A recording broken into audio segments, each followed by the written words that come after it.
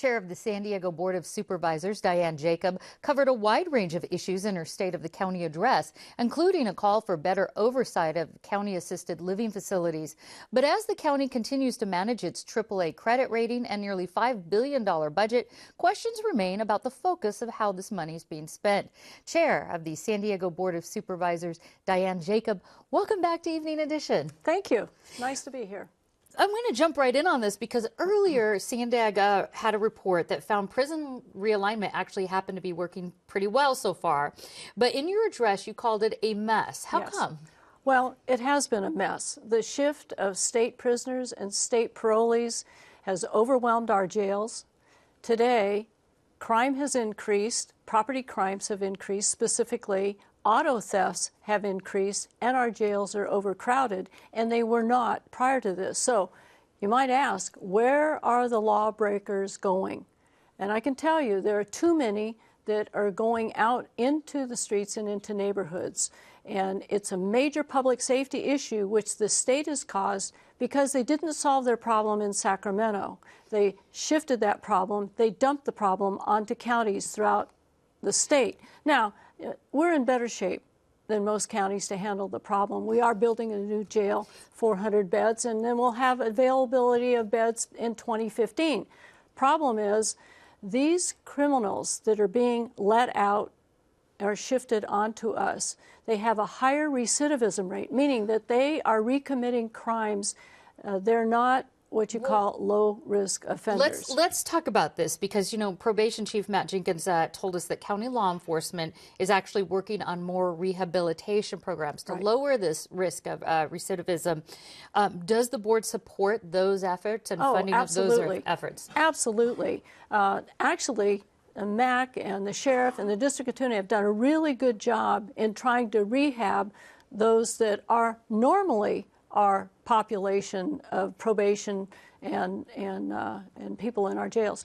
The problem is what we're getting from the state, it's a different kind of population. They're much more difficult to rehab and to get into a job and into the workforce. I'll give you an example.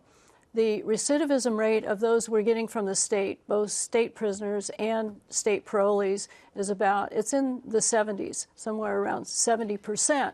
Our local recidivism rate in our normal population is like in the 30s. So it's a big difference. We can do the job better, more efficiently, no question about it, but we need the resources to do it, and that's something that the state has not delivered to counties, adequate resources. Let's talk a little bit about something that's going on in your district. The Hamul Indian Village broke ground on its 200,000 square foot casino in Hamul.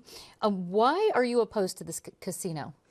Traffic, public safety are major issues. To put a facility as large as a Costco on a 4-acre facility is ludicrous to begin with.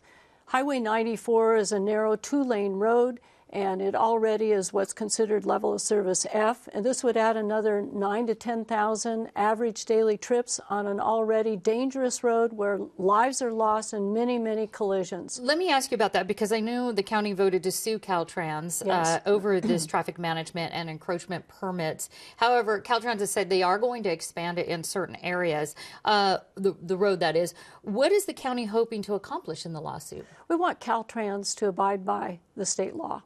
And the California Environmental Quality Act requires that you do a complete analysis, environmental analysis of both the impacts on construction and the impacts of the project itself, all in one document. What Caltrans has done is they've separated the two and they've issued what's called a temporary management plan. Our attorneys believe that does not meet the requirements of CEQA, and that's why we're suing. We just want them to abide by their own laws. Moving on to another report that found the number of people who died in the county from meth overdose was dramatically up in 2012. Yes. I know you started the meth strike force back in '96. What is the county doing to actually keep up with this, what seems to be ever-changing problem? Well, it is a drug of choice, unfortunately, still. And the statistics are not good with this latest report card. As you indicated, deaths are up. It's a problem. What we don't know, if we had not created the Meth Strike Force, which is a multi-agency, multidisciplinary approach to attack the meth problem, where we would be with the problem. The good news is we're no longer known as the meth capital in the United States or the world for that matter.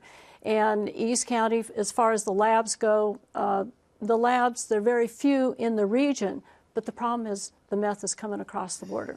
In a sentence, what would you say your priorities are for this year? Definitely, in the state of the county, I highlighted our aging population, which is going to be tripling in the next 15 years. Alzheimer's disease in particular, trying to educate people about the disease and approach it both from the cure, from the research standpoint, and trying to come up with solutions to prevent Alzheimer's, and then also from the care. Most of the people are in their homes and their caregivers are family members, and it's very difficult. So that's going to be a big focus this year. All right. Well, Chairwoman of the County Board of Supervisors, Diane Jacob, thanks so much for talking with us. Thank you.